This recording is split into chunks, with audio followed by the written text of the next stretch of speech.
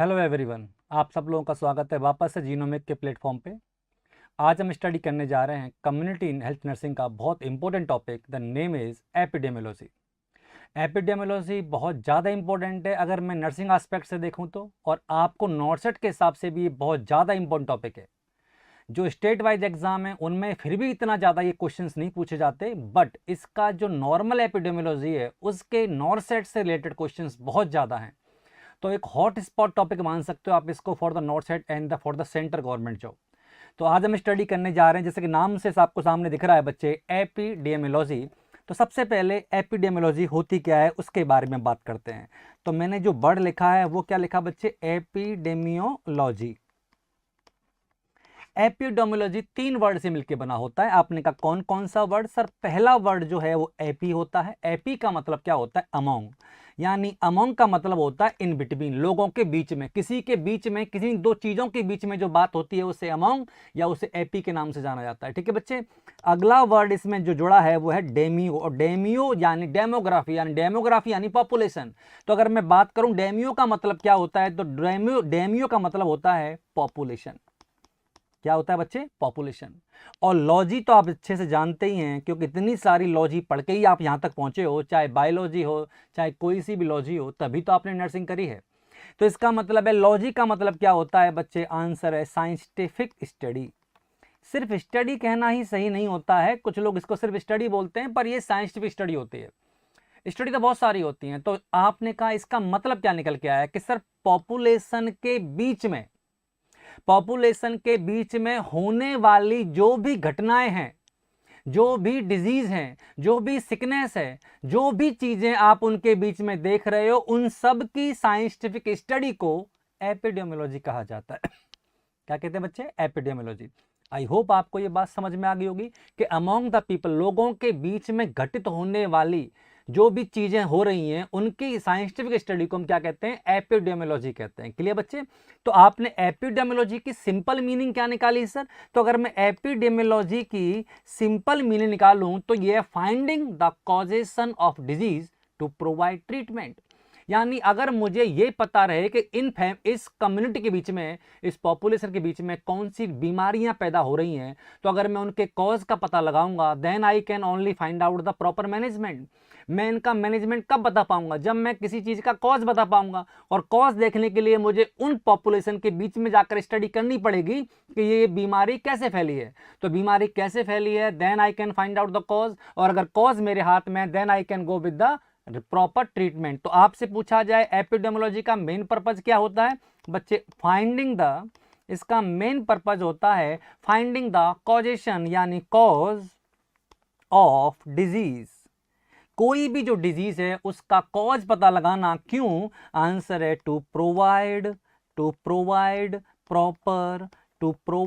Proper treatment. आप उसे proper treatment provide कर सको, इसलिए हम क्या कर रहे हैं एपिडेमियोलॉजी में? क्या पता लगा रहे हैं? कॉज पता लगा रहे हैं। कॉज पता लगा रहे हैं यानी एजेंट पता लगा रहे हैं। आप समझने की कोशिश करिए, एपिडेमियोलॉजी में एजेंट पता लगा रहे हैं, या एजेंट नहीं पता लगा रहे हो तो रिस्क फैक्टर पता लगा रहे हो। समझ आ रहा है बच्चे? तो ये जो चीज है वो आपको पता लगानी है किसकी स्टडी में? एपिडेमियोलॉजी की स्टडी में। तो एक बार मुझे कॉज क्लियर हो जाए, then can I can give proper management. That is simple thing. तो क्या सर ये डेफिनेशन बताई आपने? ये मैंने डेफिनेशन नहीं बताई, I am only talking about the meaning. मैं सिर्फ मीनिंग बता रहा हूं कि एक्चुअल में एपिडेमियोलॉजी होती क्या है। अगर मैं इसकी डेफिनेशन की बात करूं कि इसकी एग्जैक्ट डेफिनेशन क्या होती है एपिडेमियोलॉजी की, तो बच्चे याद रखिएगा, एपिडेमियोलॉजी की जो डेफिनेशन, जो सबसे ज्यादा एक्सेप्टेबल और सबसे ज्यादा अप्रूव्ड डेफिनेशन है, वो किसकी है? Sir John M Last. Sir John M Last की जो डेफिनेशन है वो सबसे ज्यादा इंपॉर्टेंट है। तो मैं लिख देता हूं किसके अकॉर्डिंग मैं बता रहा हूं, अकॉर्डिंग टू सर, यानी कि इन्हें रिवार्ड मिला है, that is why I calling about sir. Sir John M Last. Sir John M Last के द्वारा जो डेफिनेशन दी गई वो सबसे ज्यादा अप्रूव डेफिनेशन है। अब वो डेफिनेशन कौन सी है सर? आपने कहा स्टडी टू डिस्ट्रीब्यूशन, पहला point, comma, determinant, comma, and frequency and frequency of disease, frequency of disease and application of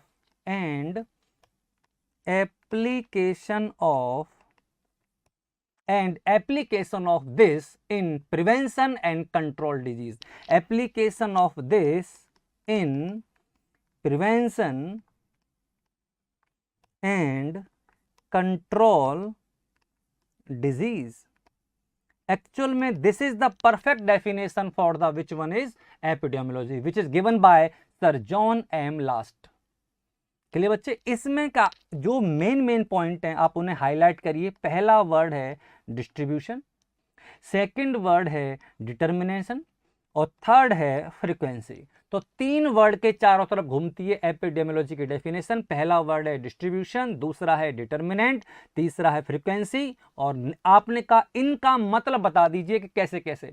अगर मैं आपसे कहूं कि अगर आपको एक एक वर्ड की मीनिंग जाननी है तो हम उस एक एक वर्ड की मीनिंग को किस प्रकार से जानने की कोशिश करते हैं वो देखिए। सबसे पहला वर्ड क्या है? डिस्ट्रीब्यूशन। आपने कहा डिस्ट्रीब्यूशन किस एस्पेक्ट में चेक करोगे? अगर मुझे डिस्ट्रीब्यूशन देखना है, अगर मुझे डिस्ट्रीब्यूशन देखना है, आप देख किसका रहे हो? याद रखिएगा मैं डिजीज की बात कर रहा हूं। अगर डिजीज का डिस्ट्रीब्यूशन है वो किन किन चीजों के हिसाब से वेरी करता है? वो वेरी करता है टाइम के हिसाब से, कि कुछ डिजीज कुछ पर्टिकुलर टाइम पर ज़्यादा होती हैं, कुछ पर्टिकुलर टाइम पर कम होती हैं। ठीक है बच्चे, कुछ सीजन में ज़्यादा होती हैं, कुछ कम सीजन में कम होती हैं। यानी कि टाइम पर डिपेंड करता है क्या बच्चे डिस्ट्रीब्यूशन के कौन से टाइम पर कौन सी डिजीज ज़्यादा होती है। दूसरा ये किस पर डिपेंड करता है? प्लेस पे, यानी कौन सी डिजीज कौन सी जगह पर ज़्यादा होती है। कुछ डिजीज ऐसी हैं जो नॉर्थ ईस्ट एशिया में ज़्यादा होती हैं, कुछ ऐसी हैं जो यूरोपियन कंट्री में ज़्यादा होती हैं, कुछ ऐसी हैं जो एशियन कंट्री में ज़्यादा होती हैं। हम उन सब स्टडी के बारे में बात कर रहे हैं कि कौन कौन से डिस्ट्रीब्यूशन है, यानी किस किस के अकॉर्डिंग होता है किसी भी डिजीज का डिस्ट्रीब्यूशन। टाइम के अकॉर्डिंग हो सकता है, प्लेस के अकॉर्डिंग हो सकता है और पर्सन के अकॉर्डिंग हो सकता है। और पर्सन में बहुत सारे फैक्टर होते हैं, एज फैक्टर होता है, जेंडर फैक्टर होता है, बहुत सारे फैक्टर हैं जिनका हम आगे डिटेल में पढ़ेंगे 1 बाय 1 करके। तो मैंने आपको ये बताया कि ये जो डिस्ट्रीब्यूशन है, ये जो डिस्ट्रीब्यूशन है वो किसी भी डिजीज का किसके अकॉर्डिंग होता है। एक तो बच्चे टाइम के अकॉर्डिंग होता है, एक प्लेस के अकॉर्डिंग होता है और एक पर्सन के अकॉर्डिंग होता है। तो पहला वर्ड जो डेफिनेशन में दे रखा था डिस्ट्रीब्यूशन, वो मैंने आपको बता दिया। और after the distribution second word कौन सा था बच्चे? डिटर्मिनेंट। कौन सा था बच्चे? डिटर्मिनेंट्स। अब आपने कहा डिटर्मिनेंट्स क्या होते हैं? डिटर्मिनेंट्स मैंने आपको बताया था कॉज होते हैं, रिस्क फैक्टर होते हैं। तो इसके अंदर क्या क्या आते हैं? कॉज होते हैं और इसके अंदर क्या होते हैं बच्चे? रिस्क फैक्टर्स होते हैं डिटर्मिनेंट के अंदर। आपसे पूछा जाए इस पूरी डेफिनेशन में सबसे इंपॉर्टेंट क्या है? डिटर्मिनेंट सबसे इंपॉर्टेंट है या डिस्ट्रीब्यूशन सबसे इंपॉर्टेंट है या फ्रीक्वेंसी सबसे इंपॉर्टेंट है? आंसर है सबसे ज्यादा इंपॉर्टेंट है किसका पता लगाना? आंसर है डिटर्मिनेंट का पता लगाना। याद रखिएगा ये क्वेश्चन पूछ सकता है कि एपिडेमियोलॉजी में सबसे इंपॉर्टेंट एस्पेक्ट क्या होता है? आंसर है टू फाइंड आउट डिटर्मिनेंट। जब तक मुझे कॉज नहीं पता चलेगा मैं मैनेजमेंट नहीं कर सकता, ये कन्फर्म है।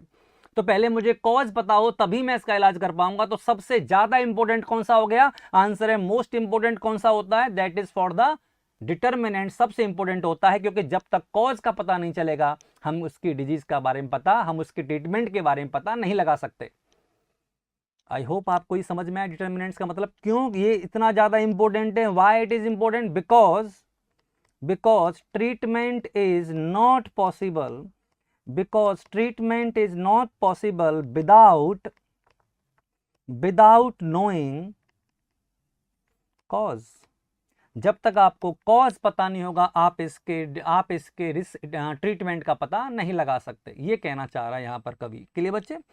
तीसरी चीज इसमें जो आई है वो बच्चे क्या आई है? फ्रीक्वेंसी।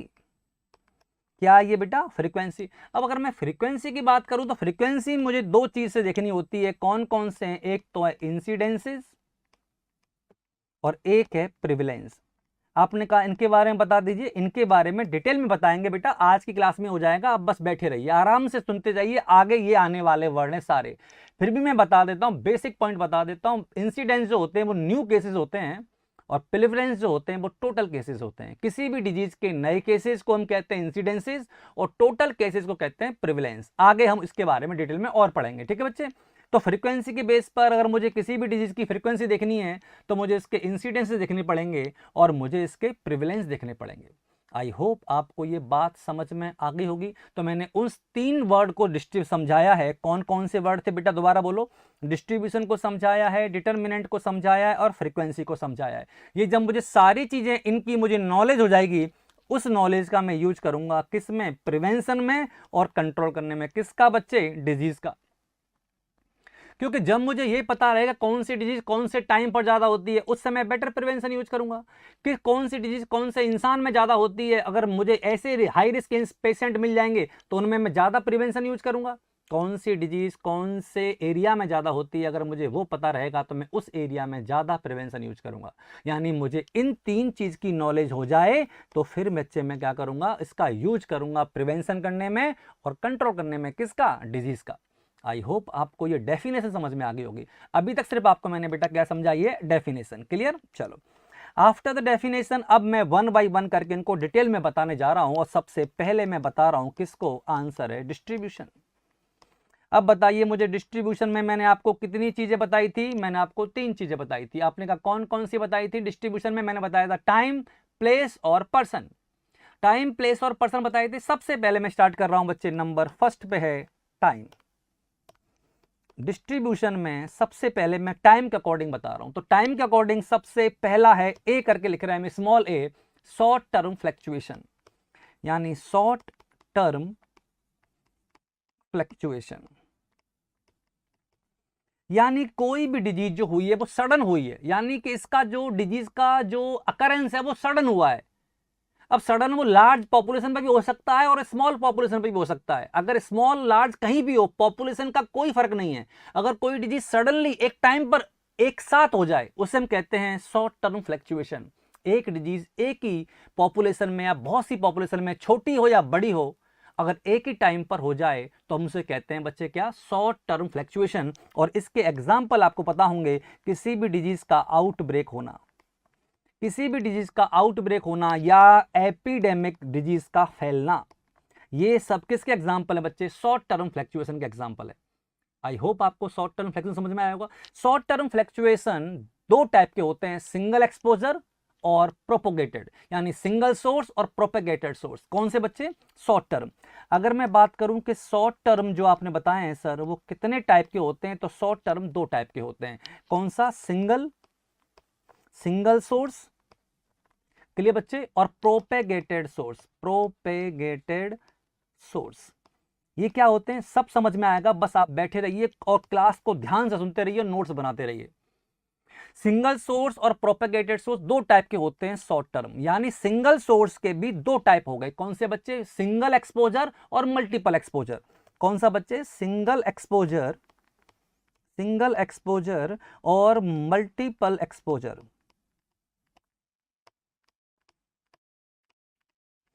आपने कहा सर अभी तो आप सिंगल सोर्स बोल रहे हो, सोर्स सिंगल है बच्चे, इसमें एक्सपोजर मल्टीपल हो सकता है। कैसे, वो मैं समझाऊंगा। एक ही सोर्स से कई बार कई प्रकार के व्यक्ति इंफेक्टेड हो सकते हैं, इसे कहते हैं मल्टीपल एक्सपोजर। एक सोर्स से एक साथ कई व्यक्ति हो जाएं, एक साथ कई व्यक्ति हो जाएं, दैट इज सिंगल एक्सपोजर। और एक ही सोर्स से व्यक्ति कई बार होते रहें, बार बार होते रहें, उसे कहते हैं मल्टीपल एक्सपोजर। पर क्योंकि सोर्स सिंगल है तो उसका नाम सिंगल सोर्स ही पड़ेगा।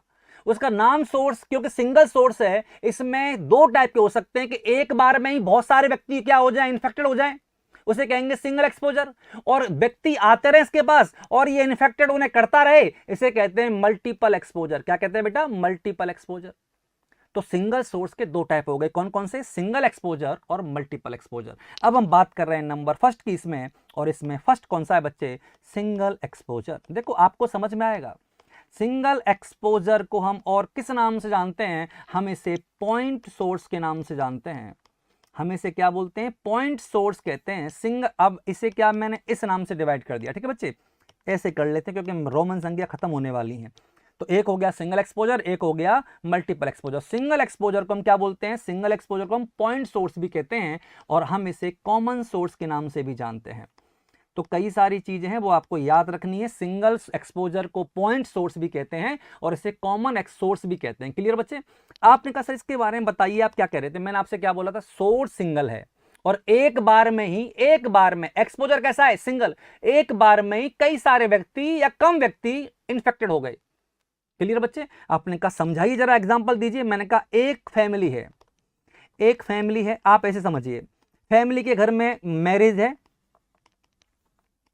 मैरिज की दावत है, यानी वहां पे डिनर है, और किसी भी रीजन से वो डिनर कैसा था? Contaminated.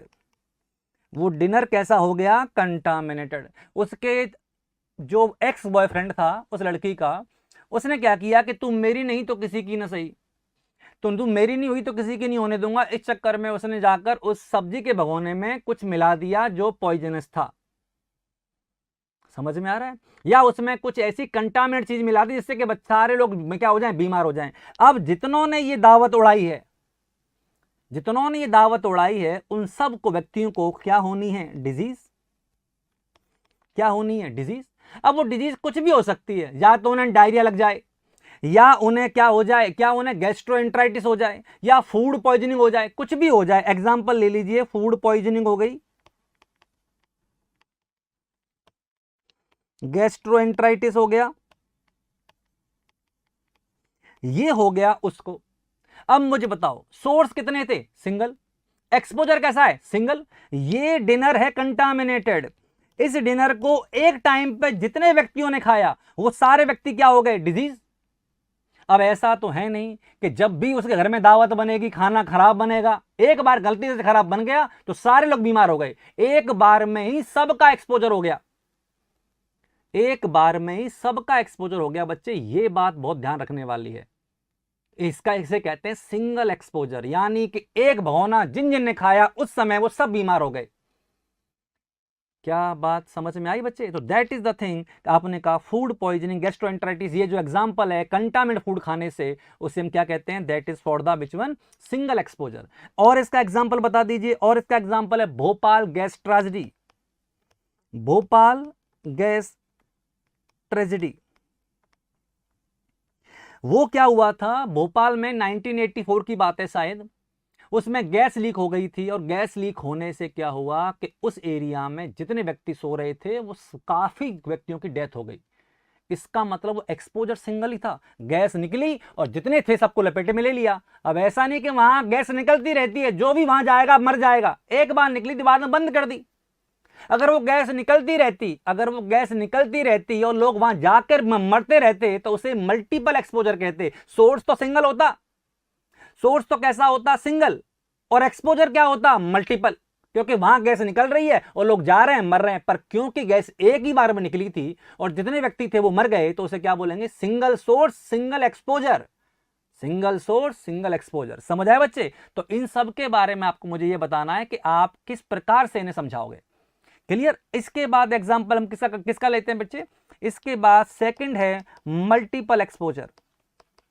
Multiple exposure. Multiple exposure क्या होगा सर? मल्टीपल एक्सपोजर में क्या होगा कि सोर्स एक ही है पर उससे कई बार कंटामिनेशन हो रहा है, बार बार व्यक्तियों को क्या कर रहा है? कंटामिनेशन कर रहा है। इसका एग्जांपल देखेंगे तो आपको अच्छे समझ में आ जाएगा। एक इन्फेक्टेड पॉन्ड है, एक गंदा तालाब है जिसमें बैक्टीरिया वायरस भरे पड़े हैं। वहां पर लोग आते हैं,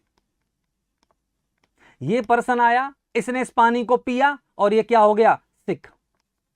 सेकंड पर्सन आया, उसने इस पानी को पिया और वो क्या हो गया? सिक। लोग आते जाएंगे, इन्फेक्शन होता जाएगा, लोग आते जाएंगे, इन्फेक्शन होता जाएगा। सोर्स सिंगल है, सबको इन्फेक्शन मिल किससे रहा है? गंदे तालाब से। सोर्स सिंगल है तो सिंगल सोर्स हो गया। मल्टीपल एक्सपोजर है, जितनी बार व्यक्ति यहां आते रहेंगे, तालाब का पानी पीते रहेंगे और वो क्या होते रहेंगे? बीमार होते रहेंगे। तो इसका मतलब आपने कहा तालाब का पानी एक बार भी खत्म कर देंगे। कौन सा ऐसा व्यक्ति है जो एक बार में तालाब का पानी भी खत्म हो जाए? शादी का खाना खत्म हो सकता है, तालाब का पानी खत्म नहीं हो सकता। वहां जो भी राहगीर आएगा पानी पिएगा और बीमार होकर चला जाएगा। यानी सोर्स सिंगल है पर एक्सपोजर मल्टीपल है, कई बार व्यक्ति आ रहे हैं और इन्फेक्टेड हो रहे हैं।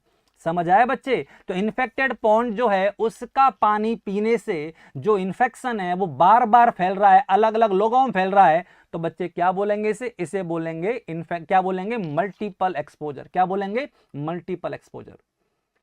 आई होप आपको समझ में आ रही होंगी चीजें। अगर मैं ग्राफ के द्वारा इनको समझाऊं, मैं दो ग्राफ बना देता हूं, एक है सिंगल एक्सपोजर का और एक है मल्टीपल एक्सपोजर का, तो आपको इन दोनों में फर्क समझ में आ जाएगा कि सिंगल एक्सपोजर और मल्टीपल एक्सपोजर क्या है।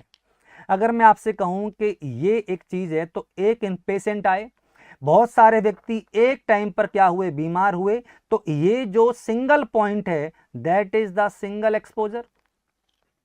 ये कौन सा हो गया, सिंगल। अगर कोई व्यक्ति ऐसे आ रहा है तालाब के पास, बीमार हुआ, चला गया, फिर आया, फिर बीमार हुआ, फिर चला गया, फिर बीमार हुआ, फिर चला गया, ऐसे करके जो चीजें होती हैं बच्चे, वो बार बार एक्सपोजर होने से होती हैं, तो इसे हम क्या कहते हैं, मल्टीपल एक्सपोजर।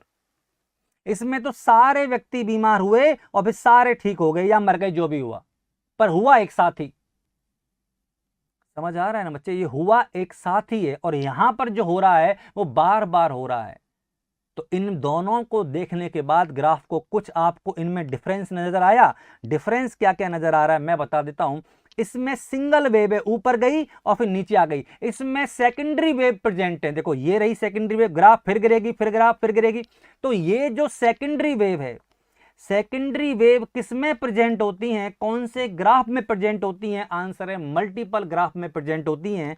यहां पर सेकेंडरी वेव प्रेजेंट नहीं होती, यहां पर सिंगल वेव होती, ऊपर जाते हैं और फिर नीचे आ जाते हैं सारे। समझ आए बच्चे। इसमें जितने भी पेशेंट आपको देखने को मिलेंगे उन सबका इंक्यूबेशन पीरियड सेम होगा। क्यों सर, बफर रात को था, कितने बजे था, मैंने कहा 8 से 10 था, सबने तभी खाया, मैंने कहा जब टाइम था तभी सबने खाया था। अच्छा, फूड पॉइजनिंग का इंक्यूबेशन पीरियड कितना है, मैंने कहा 12 घंटे, एग्जाम्पल बता रहा हूं। तो सब बीमार कब पड़ेंगे, 12 घंटे बाद। तो जितने पेशेंट हैं सबका इंक्यूबेशन पीरियड सेम होगा। बोलो तालाब वाले में अलग खेल है। आप आज पिए और घर चले गए, इन्फेक्टेड हुए, और इसके इन्फेक्शन का इंक्यूबेशन पीरियड 12 घंटे मान लो, तो वो व्यक्ति पहला 12 घंटे बाद बीमार पड़ेगा। अगला 8 घंटे बाद आया है उसके, तो अगले व्यक्ति ने 8 घंटे बाद पानी पिया है, तो वो 8 + 12 यानी 20 घंटे बाद बीमार पड़ेगा। अगला व्यक्ति 2 दिन बाद आया है, तो 2 दिन + 12 घंटे, तो उसके बाद बीमार पड़ेगा। यानी इधर हर व्यक्ति का इंक्यूबेशन पीरियड अलग होता है और इधर सबके इंक्यूबेशन पीरियड सेम होते हैं। तो इसमें ऑल केसेस, जितने केसेस देखने को मिलेंगे वो किसके अंदर होंगे, आर इन इंक्यूबेशन पीरियड, वो इंक्यूबेशन पीरियड के अंदर ही होंगे। और इसमें क्या होगा, इसमें एक्सटेंड बियॉन्ड, क्योंकि 12 घंटे के बाद भी लोग बीमार पड़ रहे हैं, किसमें, सेकेंडरी में। इसमें तो तब बीमार पड़ेगा जब वो पीने आएगा। ठीक है बच्चे, तो इसमें एक्सटेंड कर जाते हैं, that is extend beyond incubation period. तो जो केसेस हैं वो इंक्यूबेशन पीरियड के बाद में भी, यानी कि सबके अलग अलग एक्सपोजर हो रहे हैं, तो आपको ये समझ में आ जाना चाहिए कि इन दैट कंडीशन उनके इंक्यूबेशन पीरियड उस सारे ग्रुप से अलग हो सकते हैं।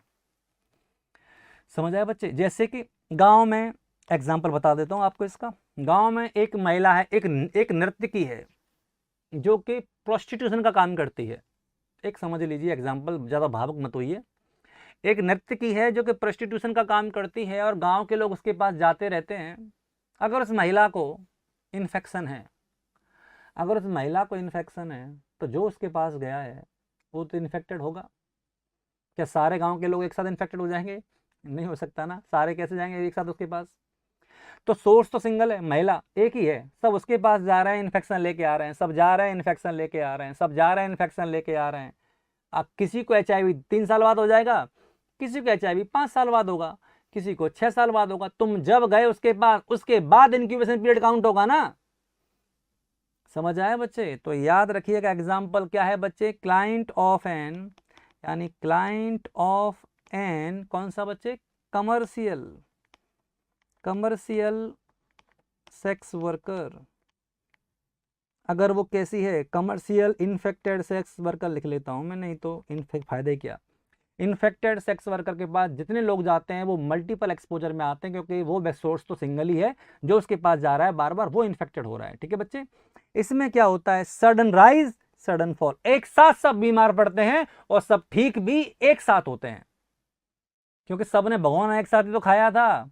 सब को एक साथ क्या लगे, दस्त, और सब एक साथ क्या हो गए, ठीक। तो इसमें रैपिड क्या होगा, राइज, और रैपिड क्या होगा, फॉल। तो इसके अंदर रैपिड होते हैं क्या बच्चे, राइज, एंड रैपिड क्या होगा बच्चे, फॉल।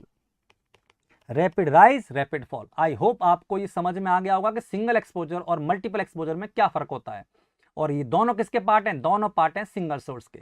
इसके बाद हम सेकंड वन की बात करें तो बेटा सेकंड वन हम बात कर रहे हैं प्रोपोगेटेड, प्रोपोगेटेड एक्सपोजर या एपिडेमिक। ठीक है बच्चे, प्रोपोगेटेड एपिडेमिक क्या होती है, प्रोपोगेटेड यानी बम्बारमेंट, बम्बारमेंट समझते हो, यानी कि एक साथ फैल जाए। सोर्स सिंगल है, नहीं सोर्स सिंगल नहीं है, यही तो प्रॉब्लम है। यानी इन्फेक्टेड व्यक्ति भी बीमारी फैलाएगा, इन्फेक्टेड व्यक्ति भी बीमारी फैलाएगा। आपने कहा समझाइए इसको जरा, मैंने कहा समझिए। ये है पहला पेशेंट, ये केस फर्स्ट, इससे लगे इन तीन को बीमारी, इन्होंने फैलाया इनको बीमारी। अब आप देख रहे हो पर्सन टू पर्सन बीमारी फैला रहे हैं, पर्सन टू पर एक साथ बम्बार्डमेंट हो गया। वहां क्या था, वहां जो भी बीमार हो रहा था इससे बीमार हो रहा था। यहां क्या है, यहां पेशेंट से पेशेंट बन रहे हैं, यहां पेशेंट बीमारी फैला रहा है, एक पेशेंट से दूसरे को, दूसरे से तीसरे को, तीसरे से चौथे को। वहां सोर्स सिंगल था और यहां सोर्स फैले हुए हैं, यहां सोर्स फैले हुए हैं। तो क्या नाम पड़ा बच्चे, प्रोपोगेटेड एपिडेमिक। समझ में आ रहा है बच्चे। तो ये कैसे फैलेगी, आपको यही तो याद रखना है था, कैसे फैलती है बच्चे, person to person, very important. ये एपिडेमिक कैसी फैलेगी, पर्सन टू पर्सन। समझ आ रहा है बच्चे, कैसे फैलेगी, एनिमल टू पर्सन, ये एनिमल से पर्सन में भी फैलेगी। और कैसे फैलेगी, वेक्टर टू पर्सन, ये ऐसे फैलेंगी बच्चे, पर्सन टू पर्सन फैलेगी, एनिमल से ही फैल सकती है और ये वेक्टर से ही फैल सकती है। एग्जांपल बता दीजिए जरा प्रोपोगेटेड के, आ जाए। बहुत बढ़िया, दुनिया जिससे परेशान, नाम है कोविड-19। कोविड-19 कौन सी एपिडेमिक का एग्जांपल है, आंसर है प्रोपोगेटेड एपिडेमिक का एग्जांपल है। मीजल्स किसका एग्जांपल है बच्चे, मीजल्स किसका एग्जांपल है, आंसर है प्रोपोगेटेड का एग्जांपल है। बात समझ में आ रही है बच्चे, दैट इज द इंपोर्टेंट कि इसमें बम्बार्डमेंट हो गया है कि जितने बीमार बने उन्होंने और बीमारियां फैला दी। इसे कहते हैं प्रोपोगेटेड। क्या कहते हैं बच्चे, प्रोपोगेटेड। और ये सब जो बह रहे हैं बच्चे शॉर्ट टर्म फ्लैक्चुएशन के अंदर आ रहे हैं।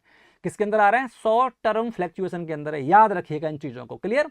अब आपने कहा ठीक है सर ये मेरे को समझ में आ गया। तो इसके अंदर से होता क्या है, किसके अंदर, प्रोपोगेट के अंदर। इसके अंदर धीरे धीरे चीजें बढ़ती हैं और धीरे धीरे गिरती हैं। रैपिड ना तो बढ़ती हैं और ना रैपिड कम होती हैं, पर बढ़ती हैं और ये कम होती हैं। क्लियर बच्चे। तो याद रखना, ग्रेजुअल, लगातार ये राइज होती हैं और फिर ये फॉल होती हैं। ठीक है बच्चे। तो ग्रेजुअल राइज एंड फॉल पाया जाता है कौन से वाले के अंदर, प्रोपोगेटेड के अंदर।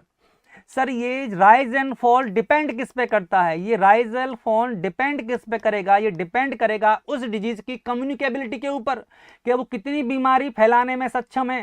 कम्युनिकेबिलिटी के ऊपर डिपेंड करता है कि वो डिजीज कितनी ज्यादा कम्युनिकेबल है, यानी कितनी जल्दी डिजीज फैलाती है एक व्यक्ति से दूसरे व्यक्ति में, एक व्यक्ति से दूसरे व्यक्ति में कितना जल्दी डिजीज फैलाएगी, इस बात पर डिपेंड करेगा। और एक इस पर डिपेंड करेगा कि उस कम्युनिटी के जो लोग हैं उनकी हार्ड इम्यूनिटी कैसी है, उस डिजीज के प्रति उनकी लोकल इम्यूनिटी कैसी है जो एक समुदाय में पाई जाती है।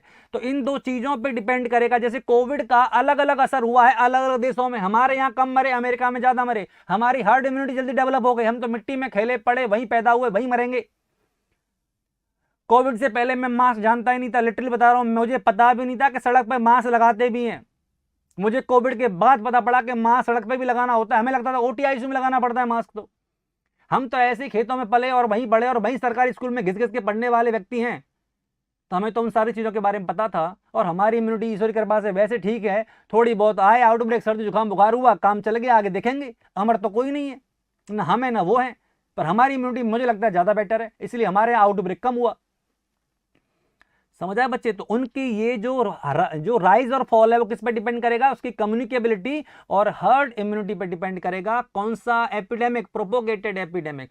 तो इसके अंदर क्या होता है, इसके अंदर चीजें लगातार बढ़ती जाती हैं बच्चे। तो अगर मैं बात करूं कि ऐसे इधर की तरफ क्या है, टाइम, अगर ये टाइम है और इधर मैं केस बताऊं आपको, तो केस कैसे बढ़ते हैं, ये केस ऐसे बढ़ते हैं। ये क्या हो गए बच्चे, केसेस। और ऐसा आपको देखने को मिल रहा है, that is the which one is propagated. क्या नाम है बच्चे, प्रोपोगेटेड। आई होप आपको सिंगल शॉर्ट टर्म एक्सपोजर समझ में आ गया होगा। शॉर्ट टर्म एक्सपोजर दो टाइप के थे, single source, multiple, single source और प्रोपोगेटेड सोर्स। सिंगल सोर्स दो टाइप के हैं, सिंगल एक्सपोजर और मल्टीपल एक्सपोजर। आई होप मैंने एग्जांपल दे के पूरी कोशिश की समझाने की कि क्या क्या होते हैं। क्लियर। इसके बाद हम बात करते हैं number second, and that second one is long term fluctuation. Short term fluctuation के बाद बेटा क्या आ गया, लॉन्ग टर्म फ्लैक्चुएशन। और लॉन्ग टर्म फ्लैक्चुएशन क्या होता है उसके बारे में हम देख लेते हैं। लॉन्ग टर्म फ्लैक्चुएशन को हम क्या कहते हैं, इसे कहते हैं सेकुलर ट्रेंड, नॉन एज, इसे किस नाम से जानते हैं, सेकुलर ट्रेंड के नाम से भी जानते हैं। किसको, लॉन्ग टर्म को। आपने कहा लॉन्ग टर्म बोल रहे हो बार बार, तो कितना लंबा समय, मैंने कहा कम से कम we have to study for decade.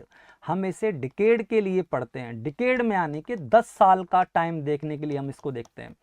आपने कहा समझाओ, जैसे लॉन्ग टर्म फ्लैक्चुएशन क्या है, कि कोई भी डिजीज में फ्लैक्चुएशन हुआ है पर उसे होने में बहुत लंबा समय लगा है, बहुत लंबा समय लगा है। आपने कहा एग्जांपल बताइए, तभी तो example is everything. I try my best कि गिव आपको एग्जांपल ऐसे दूं कि आपको बिना थ्योरी के भी वो पॉइंट माइंड में चिपक जाए और दिक्कत नहीं रहे समझने के लिए। तो अगर मैं बात करूं कि एग्जांपल क्या है किसके बच्चे, that is for the long term. Long term आपने नोट किया है कि कुछ डिजीज ऐसी हैं जो पिछले 10 साल में कम हुई हैं।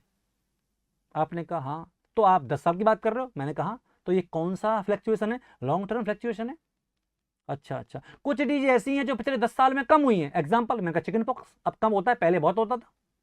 अच्छा, और कुछ डिजीज ऐसी हैं जो इन 10 साल में बढ़ी हैं। जैसे मैंने कहा non communicable disease, cancer, cancer के केस बहुत ज्यादा बढ़ गए हैं इन 10 साल के अंदर।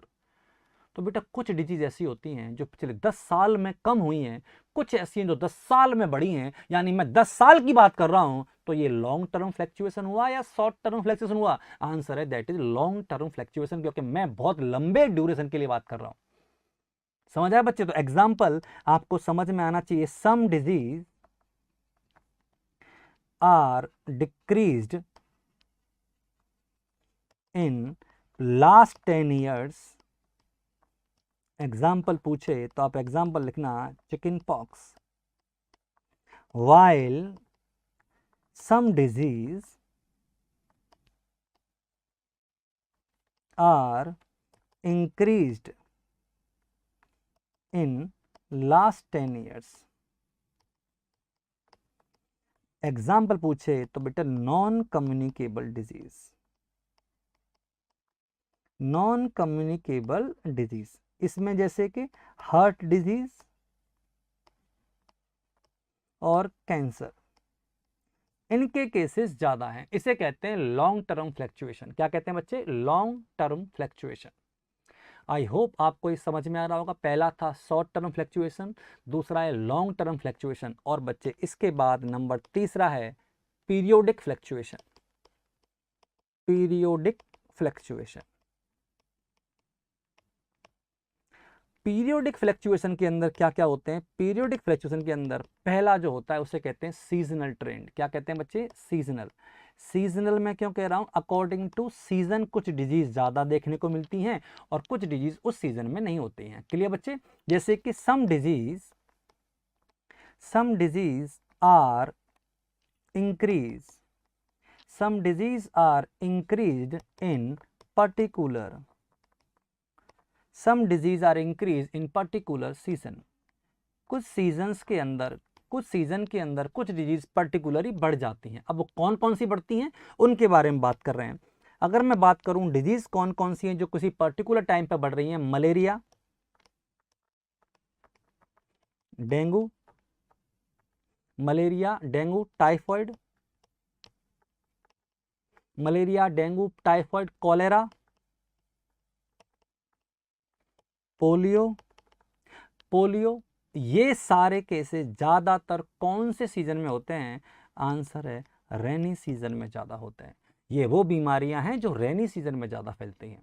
मलेरिया है, मच्छर ज्यादा होंगे, डेंगू मच्छर ज्यादा होंगे, गंदगी ज्यादा फैलेगी, कॉलेरा ज्यादा होगा, पोलियो, ओरल फीवर रूट है। तो ये सारे रीजन हैं, ये कौन से सीजन में ज्यादा होते हैं, सारे डिजीज रेनी सीजन में ज्यादा होते हैं। तो क्या कहेंगे इसको, सीजनल ट्रेंड कहेंगे। क्या कहेंगे, सीजनल ट्रेंड। और बताइए, रोटा वायरस के इन्फेक्शन है, क्लियर बच्चे? मीजल्स और मम्स है,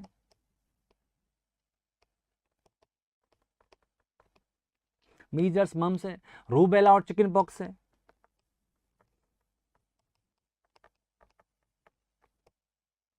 रूबेला और चिकन पॉक्स है, H1N1 diphtheria pertussis, H1N1 diphtheria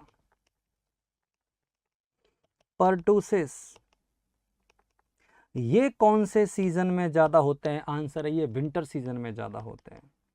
तो मैं आपको ये बता रहा हूं कि सीजन के हिसाब से एपिडेमिक कैसे कैसे बनती हैं, कौन से पीरियडिक के हिसाब से। पीरियडिक में पहला कौन सा है? Seasonal trend. कौन सा है बच्चे?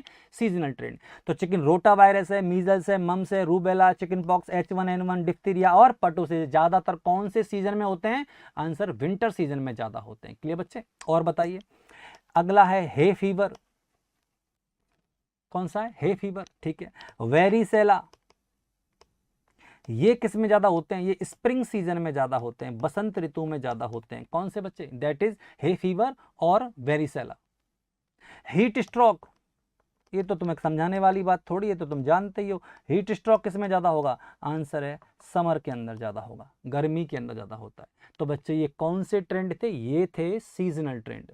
सीजनल में हम बता रहे थे ये किसका टाइप था? ये था पीरियोडिक ट्रेंड का टाइप था, सीजनल ट्रेंड। और सीजनल ट्रेंड में मैंने आपको ये बताए हैं कि कौन कौन सी डिजीज किस सीजन में ज्यादा होती है। कुछ डिजीज किसी पर्टिकुलर सीजन में ज्यादा होती है। इसके बाद सेकंड कौन सा है? सीजनल के बाद सेकंड है साइक्लिक ट्रेंड। पीरियोडिक का सेकंड है cyclic trend, cyclic trend. I hope आपको समझ में आएगा। तो साइक्लिक ट्रेंड क्या होता है? यानी कुछ चीज डिजीज ऐसी हैं जिनमें जो फ्लैक्चुएशन है वो वापस आएगा, बढ़ता है, फिर चला जाएगा, फिर आएगा, फिर जाएगा। पहले जाएगा तभी तो आएगा, तो आएगा, जाएगा, फिर आएगा, फिर जाएगा। तो ये साइकिल है बच्चे। कोई भी डिजीज का अकरेंस पाया जाएगा, फिर वो चला जाएगा, फिर वो वापस आएगा, फिर चला जाएगा, फिर वापस आएगा।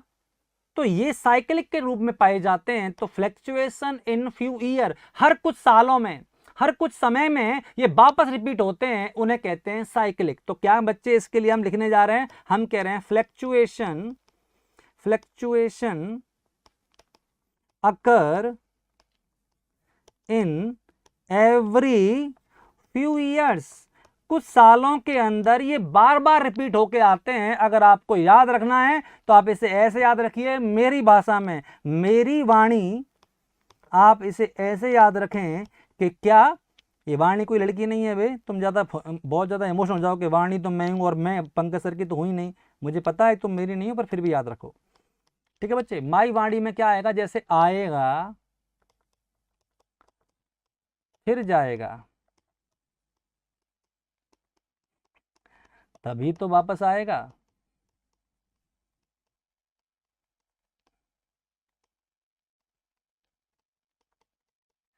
तो बच्चे आएगा फिर जाएगा तभी तो वापस आएगा। आएंगे नहीं तो फिर जाएंगे कैसे? समझ में आए? तो जाएंगे नहीं तो फिर आएंगे कैसे, ऐसे समझिए आप इसको।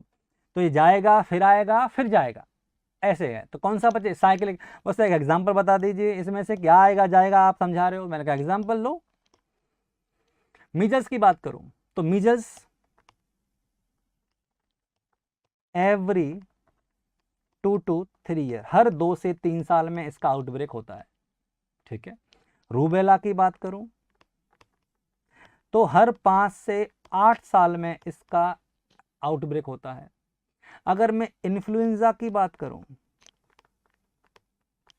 तो हर 7 से 10 साल में इसका आउटब्रेक पाया जाता है। तो मैं यही कहना चाह रहा हूं कि ये साइक्लिक है, ये आएंगे जाएंगे, पर ये टाइम लगाते हैं बीच बीच में, पर आते जाते रहते हैं। तो इसे कौन सा ट्रेंड कहेंगे बच्चे? इसे हम कहेंगे साइक्लिक ट्रेंड।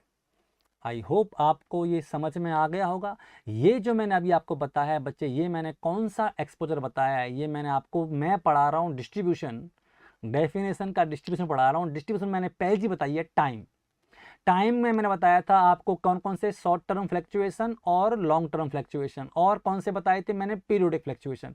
तो टाइम का जो था वो मैंने क्या किया? समाप्त किया। टाइम के बाद दूसरा कौन सा बचता था? आंसर है बच्चे that is for place. Distribution में टाइम के बाद क्या आता है? प्लेस। तो now we are discussing place. Place distribution. ये जो प्लेस डिस्ट्रीब्यूशन है उसके बारे में बात करेगा। तो प्लेस डिस्ट्रीब्यूशन का मतलब ये कह रहा है कुछ चीज़ें ऐसी हैं जो किसी एरिया में ज़्यादा होती हैं, यानी कुछ डिजीज ऐसी हैं जो किसी नेशन पर्टिकुलर देश में ज़्यादा होती हैं। तो डिस्ट्रीब्यूशन यानी एक देश के अलग अलग राज्यों में कोई डिजीज ज़्यादा फैल रही है या पूरी दुनिया के अलग अलग देशों में कोई डिजीज ज़्यादा फैल रही है, तो दैट इज इंटरनेशनल। तो इसका जो प्लेस डिस्ट्रीब्यूशन है वो दो टाइप का होता है, नेशनल और इंटरनेशनल। अब बात करें सबसे पहले कौन सी बात कर लेते हैं, इंटरनेशनल की बात कर लेते हैं। तो इंटरनेशनल डिस्ट्रीब्यूशन से क्या मतलब है आपका, इंटरनेशनल डिस्ट्रीब्यूशन से क्या अभिप्राय है कभी का। कुछ डिजीज किसी पर्टिकुलर कंट्री में ज़्यादा होती है और किसी पर्टिकुलर कंट्री में कम होती है, उसे कहते हैं हम क्या, प्लेस डिस्ट्रीब्यूशन ऑफ डिजीज। और ये कौन सा है, अलग अलग देश की बात कर रहा हूं, तो बेटा ये कौन सा है, इंटरनेशनल है। कौन सा है, इंटरनेशनल। आपने कहा some diseases are more common in some countries.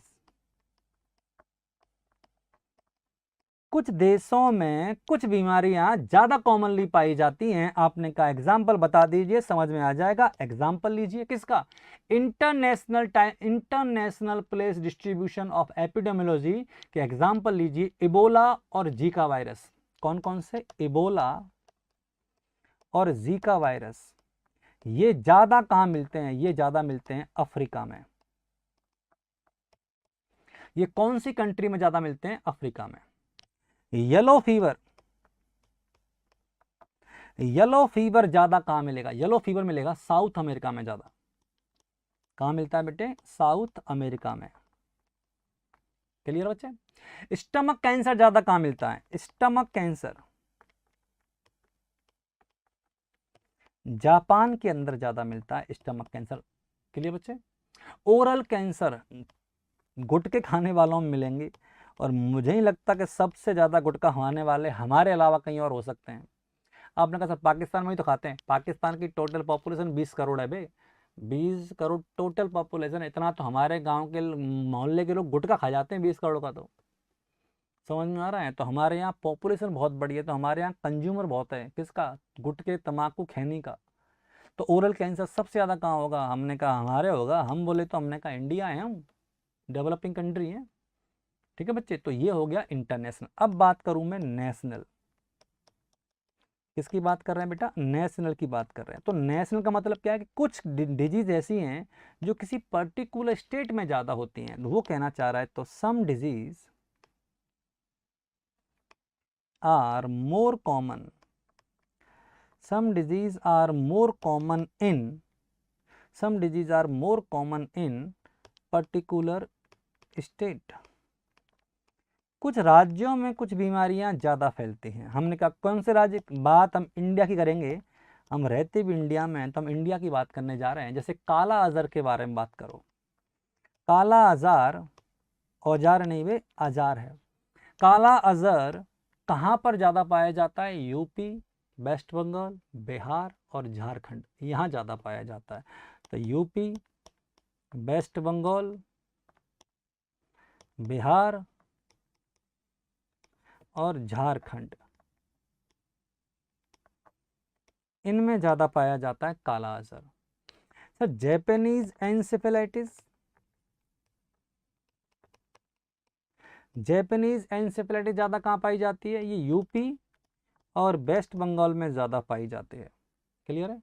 Malaria के केसेस ज़्यादा कहाँ पाए जाते हैं सर, मलेरिया के केस पाए जाते हैं east and north east of India, east and north east of India, वहाँ मलेरिया ज़्यादा होता है।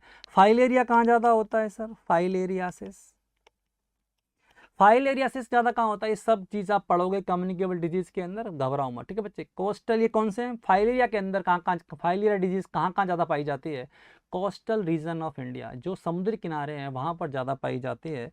So that is coastal region of India.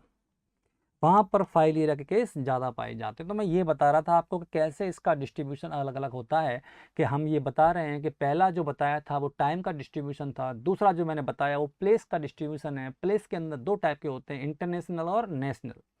तीसरा जो डिस्ट्रीब्यूशन बचता है वो तीसरा डिस्ट्रीब्यूशन है पर्सन डिस्ट्रीब्यूशन। कौन सा बच्चे? Person distribution. आपने कहा था टाइम, प्लेस और पर्सन, ये हम तीसरा कौन सा पढ़ने जा रहे हैं? पर्सन का। आपने कुछ डिजीज जो होती हैं वो डिपेंड करती हैं पर्सनल कैरेक्टरिस्टिक के ऊपर। जैसे किसी व्यक्ति के एज पे डिपेंड करती हैं, कुछ डिजीज हैं जो जेंडर पे डिपेंड करती हैं, कुछ डिजीज हैं जो ऑक्यूपेशन पे डिजीज डिपेंड करती हैं, कुछ डिजीज ऐसी हैं जो मैरिटल स्टेटस पे डिपेंड करती हैं। So that the disease are depend on the personal characteristic of individual, इसे कहते हैं पर्सनल डिस्ट्रीब्यूशन। क्या कहते हैं? Personal distribution. क्लियर बच्चे? तो इसके अंदर हम लिख लीजिए, तो क्या लिखने जा रहे हैं? Some diseases